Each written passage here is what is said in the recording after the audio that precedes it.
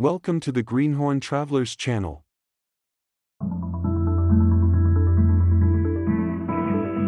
The cable car begins to move, and then, without announcement, without drama, the mountain starts to turn.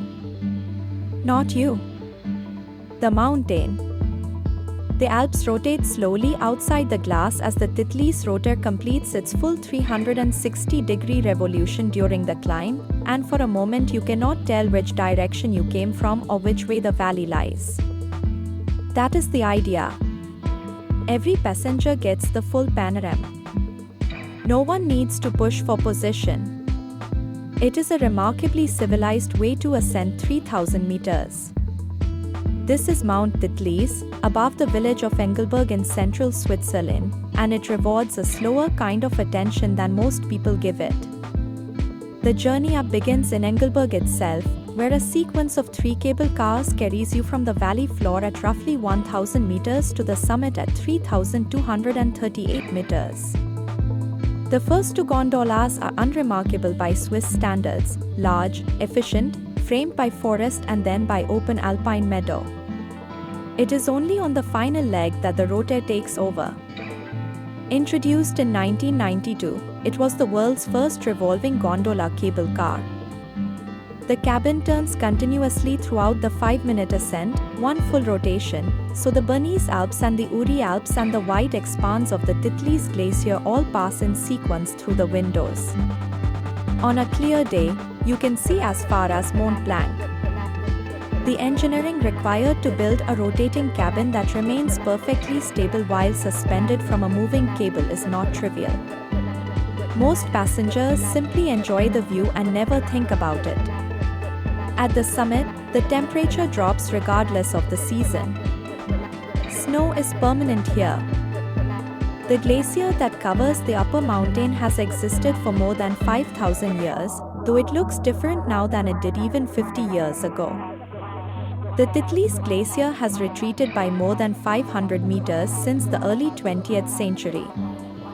There are photographs in the summit building showing the glacier's former extent. The ice once reached well into the valley. What you see today is still vast and still extraordinary, but it is also a document of change. Standing on the viewing platform, looking out across the wide expanse, you are looking at something ancient that is quietly disappearing. The cliff walk begins from the summit station and extends 100 meters along the north face of the mountain on a narrow suspension bridge anchored directly into the rock. It sits at 3,041 meters, making it the highest suspension bridge in Europe. The walk takes about 2 minutes.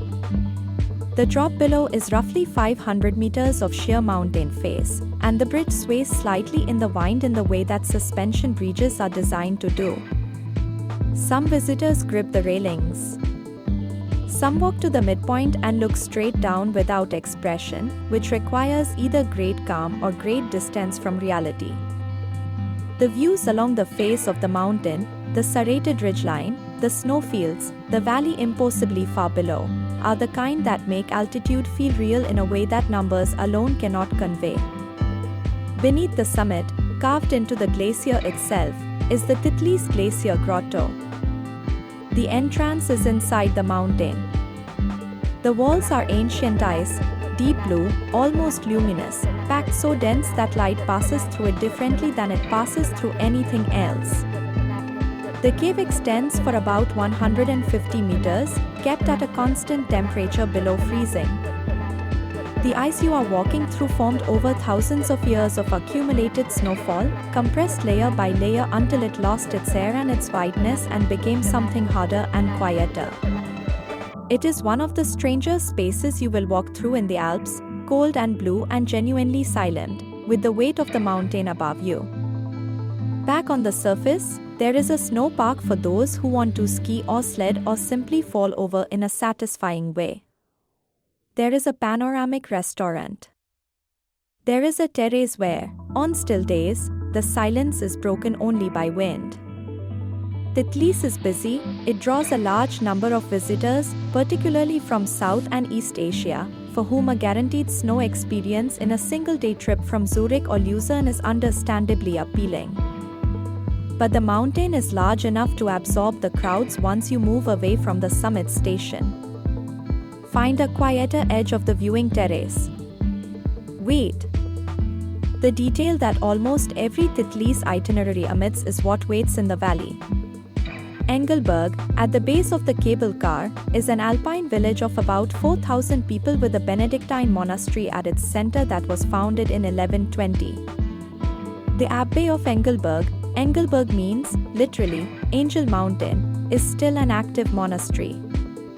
Its Baroque church dates from the early 18th century, rebuilt after a fire, with an interior of painted ceilings and gilded altars that is entirely out of proportion with the modest size of the village around it. The monastery has been here for 900 years, quietly operating while the mountain above it was first walked, then cabled, then photographed by millions. Most day trippers take the cable car up, take the cable car down, and drive on to Luzerne. The monastery, 10 minutes walk from the valley station, is almost always quiet.